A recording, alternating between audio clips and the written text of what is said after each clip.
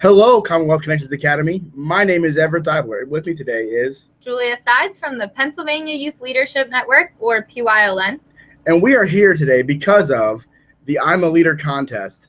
And you'll find out in a little bit why CCA was chosen for this virtual assembly.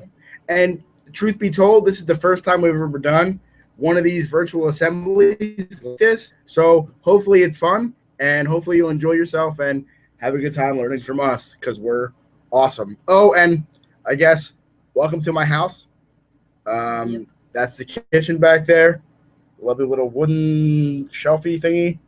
Julia and me. So hi. Hi. All right, so let's go into this presentation a little bit here. Let's do one of these things. Hit this button. Hit share, and there it is.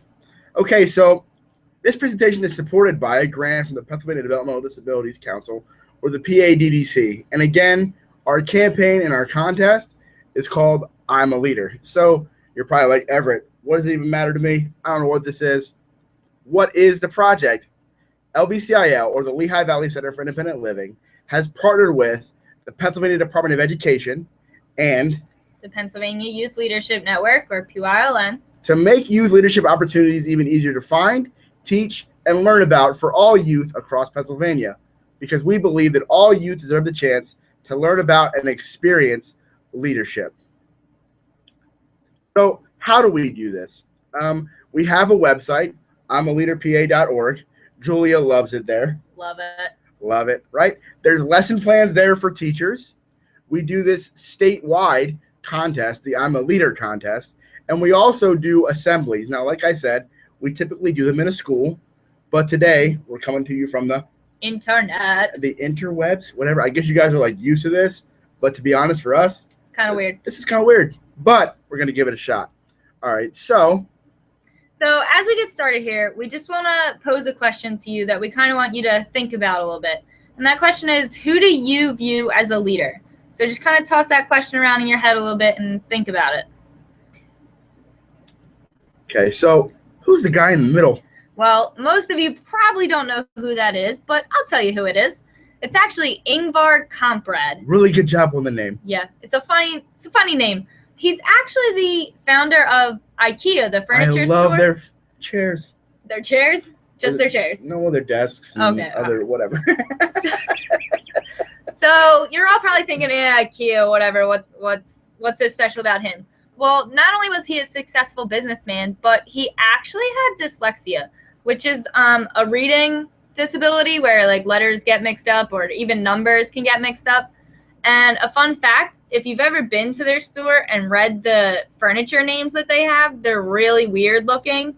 And it's actually because he had dyslexia. So that's kind of what those words would look like to him or something like that, which is kind of cool.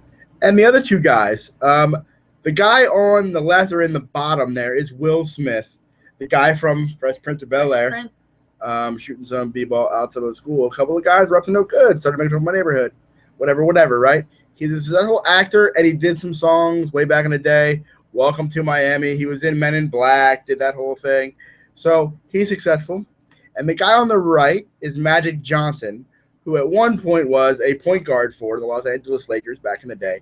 But he now is a part owner of the Los Angeles Dodgers, and he's a very successful businessman in terms of, like, I think he owned, like, Starbucks for a while or owned some or did whatever. But the point is, these two men, like Ingvar, also are dyslexic and successful. So in spite of their disabilities, they have been able to look at their strengths and be successful as people in the world. And you wouldn't even know these people have some form of a disability. So what about these guys? And the main man in the middle, Donald Trump. You're fired, right? Yeah, The Apprentice. Yep. I used to like that show. And then the man at the bottom, good old Justin Timberlake, Suit and tie. NSYNC and all that. And NSYNC, ew. Shut up. Look, listen, that was my generation. And he's a famous actor. And then Cameron Diaz, also an actress. And one thing that these people are also successful and they're famous, but one thing you might not know about them is that they actually all have OCD, or obsessive compulsive disorder, which means that they obsess over things that they can't control. And it could be any number of things or different things. Like they may focus on and have anxiety over the fact that they have to wash their hands 15 times in an hour or something that some type of ritual, some type of activity. It could be test anxiety, like over obsessing about a test or an exam or about things you need to do. The other thing I'm noticing is that all three of these people have really good hair. They do. I don't, but they do. Actually, the Donald hair is weird. Oh, yeah. It's really weird. I think it might actually be a toupee, but maybe. I don't know. Anyway, this guy, RJ Mitt, all right, my man with the crutches right here. If you watch the show Breaking Bad, which I guess Julia did because it's now over. Sadly, it's over. It's over. Very good show. RJ actually portrays in the show someone with cerebral palsy because he has cerebral palsy. And the reason why this is really cool for me personally is because you couldn't see it on the screen earlier, but I'm sitting in my kitchen, in my dining room, in a wheelchair because I too, like RJ, have cerebral palsy. And that means a lot of things. It's like motor skill difficulties. Maybe your leg muscles aren't as strong. It's really, really difficult, but it's really, really neat for me as a person with cerebral palsy to see someone in the public eye doing awesome things like acting in shows. And I think there is a bug flying around my dining room right now, but we're going to keep moving. Is Julia okay with that? I'm good. Okay. Why is this important? Well, my voice just totally did that crack thing. All right, so why is this important? It's because you never know what you're going to see somebody do. The whole point of this is the people you're around every day may have disabilities. They may not. You may never know. And the thing is that we can all be successful and achieve great things and do awesome things you would never think possible. And to that end, you see this awesome, I guess that's is that pink? Maybe. With some white wheels. That's awesome. All right, my wheelchair does not look that cool.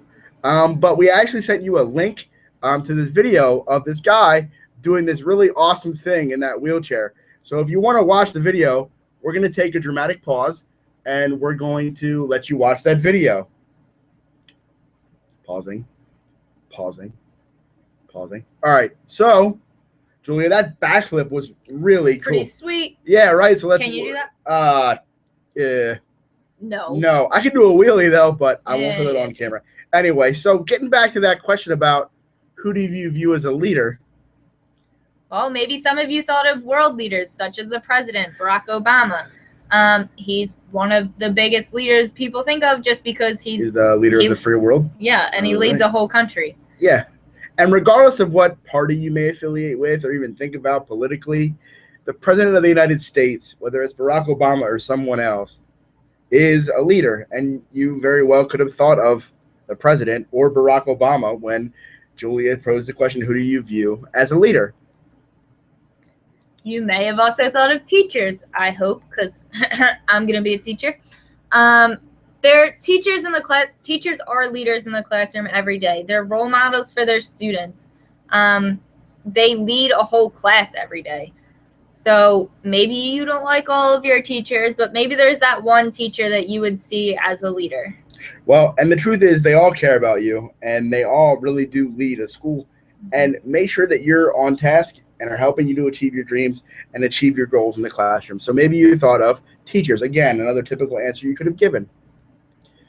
Maybe you thought of athletes such as LeBron James. And it's really kind of cool to see him in this presentation, especially right now. If you're a sports fan, you know that the Cleveland Cavaliers are in the NBA Finals. I think they're going to start next week or something.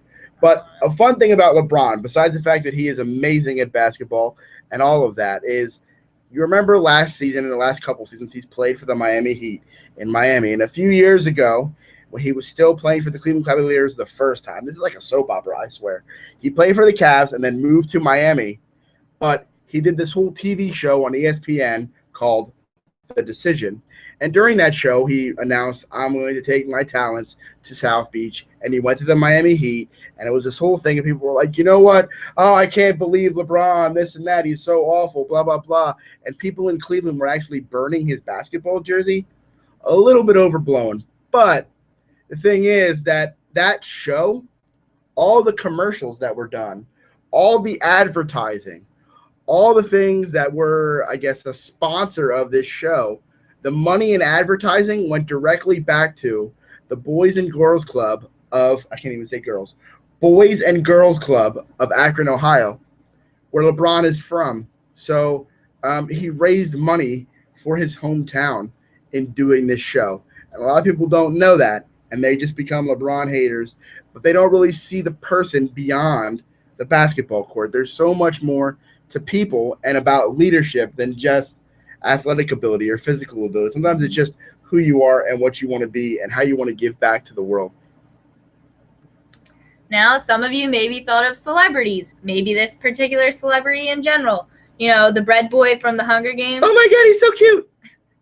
PETA? Yeah. Yep. Yeah, right. Almost every school we go to, the girls go nuts about this. So maybe you didn't think of this celebrity in particular, but this is just one example. And when he's not on screen throwing bread at people, he's actually an equality Josh Hutcherson? Josh Hutcherson. Yes, that's his real name, not PETA. Good. And he's actually an equality activist. So he fights for what he thinks is right, which would be equality for everyone, whether it be gay, lesbian, straight, different races, different religions, whatever it may be, he fights for equality for those people. So equal rights for everyone. Yes. And really, he might only be famous for being Peter Mullen. I think he's done other movies now. Yeah. But people don't really know that stuff. And maybe you do. If you do, kudos to you. Yeah. But maybe you thought of celebrities. Maybe you also thought of this guy who mostly everyone knows is Martin Luther King Jr. And he was a civil rights activist, and he fought for the rights of African Americans. Now, it's interesting because we did a survey, and we asked people, adults, students. The same question we asked you today. Yeah, who do you view as a leader? And Martin Luther King Jr. was the #1 answer we got from everyone that we asked. I mean, adults, youth, everyone. Really old people, really, really young people. Yeah. Everybody says, well, almost everybody. I would say about 80% of the answers were Martin Luther King Jr. So maybe you thought of this guy as an activist. And the thing I always say is, when we do this, is who is going to be the next Martin Luther King Jr.? Is there one out there now? Is it going to be you? No, I guess I guess so, right? Yeah, you never know. And this guy, Justin Dart, we're talking about Martin Luther King Jr. and about activists and people who stood up for equal rights. And I'm pretty sure you don't know who Justin Dart is, and that's okay. For people with disabilities like me, and for people who support the disability community like Julia, Justin Dart is known as the father of the Americans with Disabilities Act, which is a law that was passed in 1990. It's going to celebrate its 25th anniversary, like here in July, which is really kind of cool. Justin Dart, you can see in the picture at the top of the screen of him in a wheelchair. He has polio, all right? And the neat thing about Justin is that Justin's family owned a pharmaceutical company, so they were making like Tylenol, Advil, painkillers, basically, different medicines for people. And a lot of money was being made. And he and his family used their money to support a campaign to have the ADA passed into law back in 1990. All right. So for me personally, the ADA allows me to have equal access to public buildings, to employment opportunities, and pretty much to America. I mean, overall, I can't express enough that this guy, although I've never met him, means a lot to me for what he stood for as a person and as a man. So that's just a little tidbit of information for you to think about. And you should Google Justin Dart and find out more about him and who he is. Definitely a leader. And some of you may have thought of your parents or guardians. Yes, those are pictures of us with our actual parents. Hi, Mom. You may not always like them. I know from experience. However, they are leaders. I know from my own life, I wouldn't be where I am today without the leadership skills and the guidance of my parents. I don't know about you, Ev. Well, yeah, when you think about it, like I know the quote, it says, perhaps it takes courage to raise children, because I believe it does. There's hard times. There's things that aren't easy.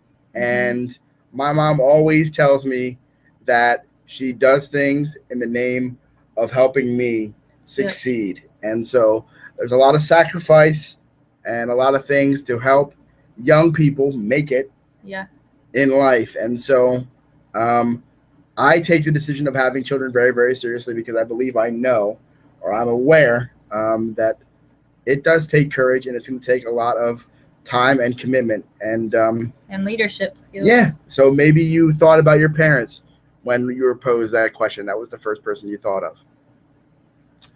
But what does leadership mean to you?